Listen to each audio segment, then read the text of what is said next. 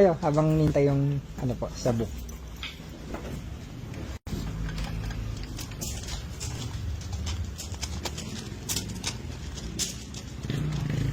Luwag na guys. So ito yung isang walk-in client natin, yung mga ano tapos na kanina.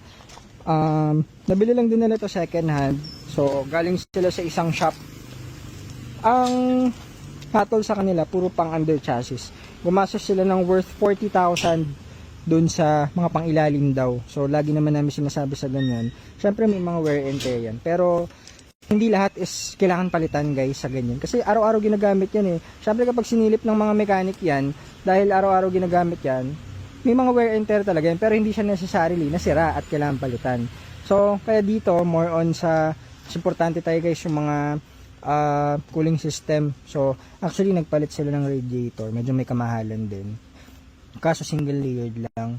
So eto, hindi ko lang sure kung di nakita dun sa other shop. Yan, may mga leaks pa rin. No?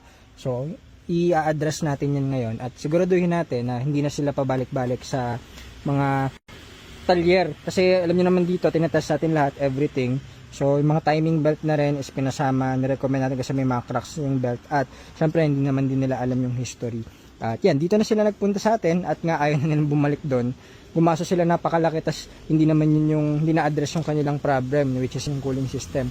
So, yun muna at pinaiwan na natin to, nagbubuk lang sila ng service para wala na silang isipin dito sa sakyan. Tayo nang bahala. Thank you po, good afternoon, on to the next time.